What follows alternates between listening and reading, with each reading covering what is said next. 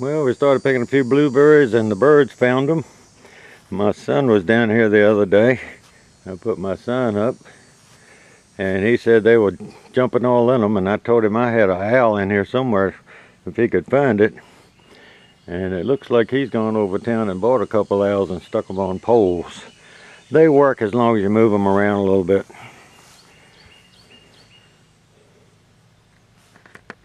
Hey, a little garden update. We don't irrigate down here, so I have a hose down here that I can water this and the grapevines in my new little grape that I took from a cutting, and it seems to be making it. I might leave this on another few days. It's Wednesday. We'll come down here this weekend and I will take that blue board off of it. But the watermelons, they're the cantaloupes. Cantaloupe there. You can see the leaf difference. They are ambrosias. They haven't set any fruit. Usually they send out up to 20 male flowers before they send the first female out to make sure the pollinators are around. Nature's way of protecting the species to make new fruit, which will have the seeds in it. And that's the only reason they live, is to make seeds. It's not to give you a piece of fruit that you think is wonderful.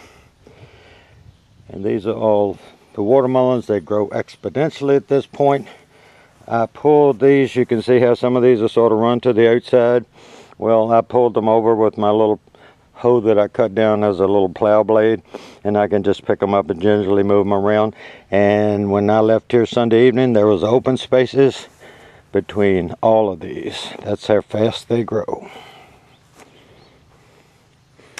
And the cukes are doing okay. I got to pick some.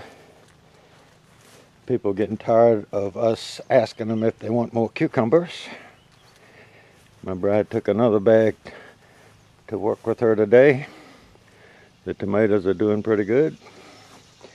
We had 3 inches of rain about 4 or 5 days ago, and it split a whole lot of the better boys and not too many of the cherries, because they're sweet millions and they don't split as bad as like a sweet 100. And see that squash right there, how big it is? Remember how big it is, because I was here 2.5 days ago and we picked all these.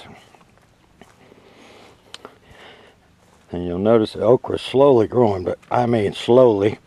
And that's what they look like Sunday evening. What you saw up there, and now look at them, 2.5 days. They're really fast growing, and it really handicaps us because I can't come down here just to pick squash. So we get a lot of them that are big and a little oversized. So far they're extremely healthy, and I'm not going to say anything because I don't have any wood to knock on. The beans still haven't flowered, but Lord sakes, look at that. I've never seen beans grow like this. But they're finally starting to flower. I printed a 10-day weather report because you'll find out that the reason I'm saying all these tomatoes are slow to ripen and the beans are slow to flower is the cooler temperatures, and the corn's pretty much righted itself. We sneak down here, you can see the weeds growing where we had the onions. Well, we put fertilizer and lime in it. There's my thrasher walked around the end down there. Hope you saw him. He's the one that's got the nest up in their fig tree.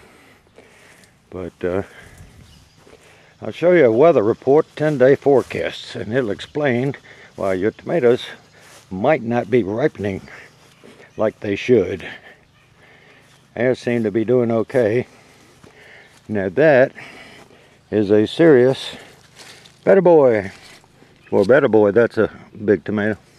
We're still getting some splitting in here because the ones that don't know this is 10 inches of man-made soil through composting, and at the bottom is clay, and we had 3 inches of rain. It takes a long time for that water to weep up through, get used by the plants, or go evaporate to the atmosphere.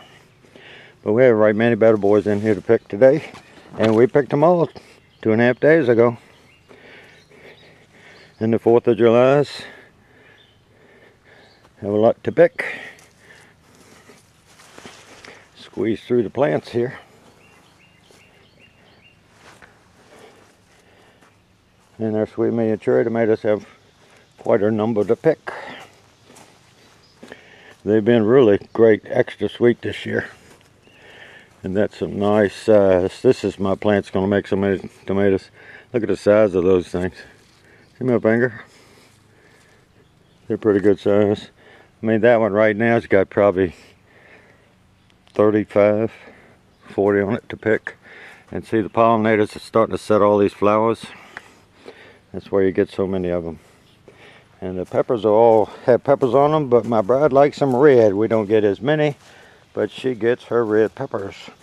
And we tie them up because the pepper plant is real brittle and it doesn't take anything. You can look at them hard and they'll snap in half. So we use our little ties and tie them to these stakes just to support them from the weight of the fruit. But anyway, there's a few tomato cherries in here to pick.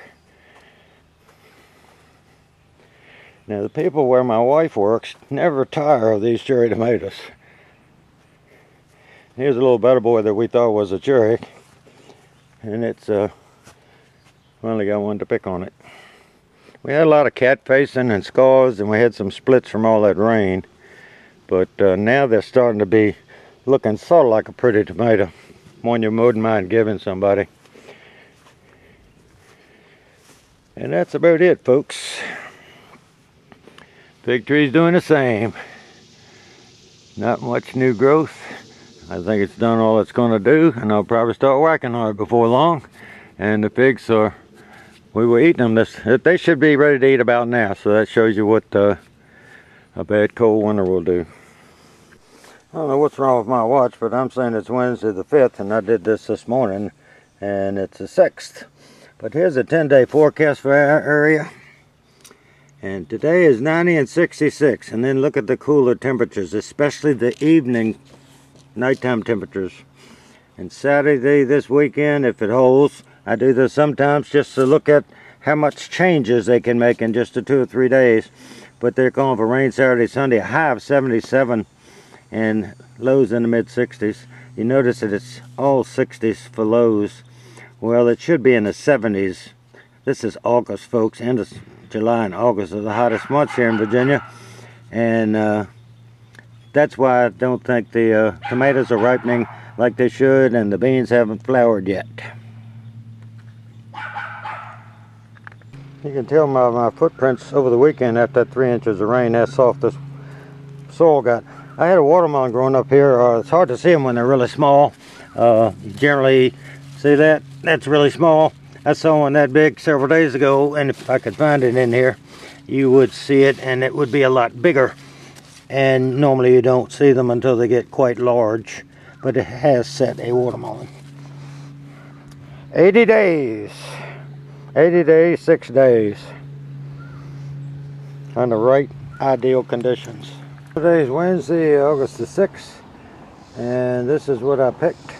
We picked it Sunday evening, and this is Wednesday afternoon, and I picked this stuff about 10 o'clock this morning.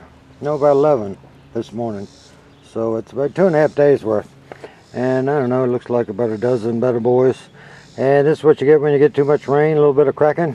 If you ever see one that looks like that, it's a worm in there somewhere. And see where he is?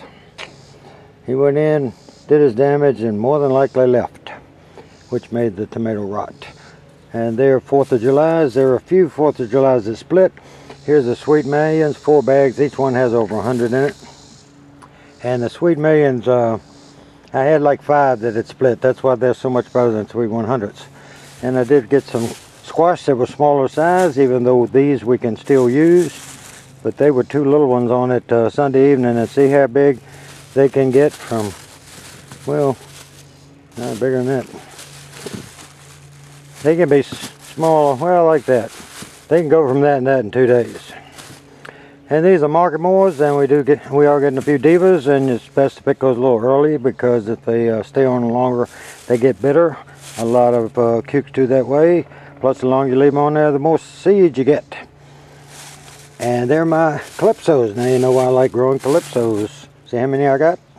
I got 3 bags of calypsos and half a bag each of 2 other kinds. They're market moors and divas. And that's pretty much it.